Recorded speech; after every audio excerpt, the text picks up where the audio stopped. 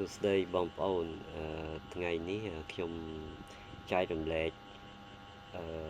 tip មួយទៅដល់បងប្អូនទាំងអស់គ្នារបៀប fix Apple account បាទនៅពេលដែល account Apple ID ឬក៏ Apple account របស់បងប្អូនវាមានបញ្ហាដូចជា is not active lock block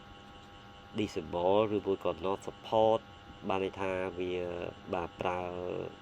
លេងកើតវាមានបញ្ហាអញ្ចឹងណាបងប្អូនមាន password ក៏តែបងប្អូនចូលកើតបាទបងប្អូនមាន password តែចូលកើតអញ្ចឹងនៅក្នុងវីដេអូនេះនឹងប្រាប់បងប្អូនអំពីរបៀបfix វាបាទរបៀប fix វាបងប្អូនអាចធ្វើខ្លួនឯងដើម្បីកុំឲ្យនឹងឲ្យអស់លុយអញ្ចឹងទៅបាទយើងអាចធ្វើខ្លួនឯងអញ្ចឹងខ្ញុំចាប់ផ្ដើមដំបូងឡើងយើងចូលទៅក្នុង browser computer បានទូរស័ព្ទក៏បានចូល icloud.com បាទចូល icloud.com វានឹងចេញទម្រង់បែបនេះនឹងហើយបន្ទាប់មកទៀតបងប្អូន log in ចូលវាទៅ sign in ហើយបងប្អូនវាយ account របស់បងប្អូនហ្នឹង account ដែលខូចហ្នឹងបាទវាឲ្យវាយបងប្អូនវាយវាបញ្ចូលទៅបាទបន្ទាប់ពីវាយហើយវាយ password ទៅទៀតបាទអញ្ចឹងធម្មតា account ដែល lock ឬក៏ account ដែលខូចឬក៏ disable ឬក៏ not active នោះវានឹង load ខុស password មកហ្នឹងហើយ load ខុស password បន្ទាប់មកទៀតបងប្អូនចុចយក forget password បាទ forget password ខាងក្រោមហ្នឹងបងប្អូនចុចវាយកទៅយក forget password នឹងហើយវានឹង load ផ្ទាំងមួយបាទឲ្យ reset password បងប្អូនវាយ account នឹងចូលម្ដងទៀតបាទពេលដែលវាយ account នឹងចូលទៅនឹងឲ្យបងប្អូនចុចនេះទៅនេះចេញមកអញ្ចឹង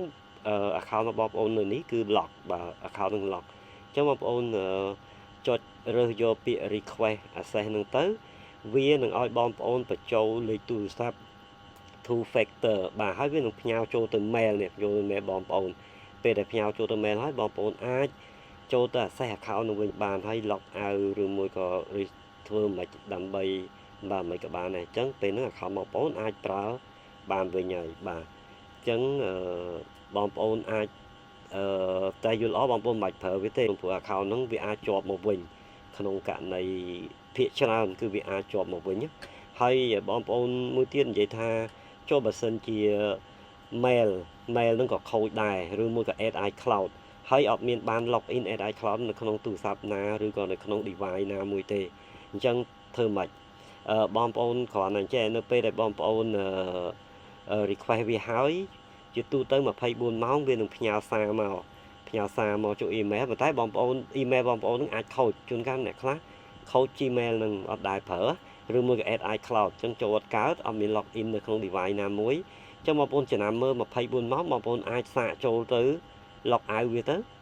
បាទអាចចូលទៅវាយ password វានៅក្នុងទូរស័ព្ទដែលកំពុងតែជាប់Apple account ឬមួយក៏កំពុងតែ log iCloud ហើយមានបញ្ហាហ្នឹងណាបងប្អូនចូលទៅlog in ឬមួយក៏ sign out វាទៅបើសិនជាវាត្រូវបាន fix ហើយគឺវានឹង load ចេញមកហ្មងអញ្ចឹងវិធីហ្នឹងគឺបងប្អូនអាចសង្គ្រោះទូរស័ព្ទរបស់បងប្អូនបានចេញពីបញ្ហា lock disable ឬមួយក៏ not active ឬក៏ not support ផ្សេងបាទអរគុណច្រើនសូមជម្រាបលា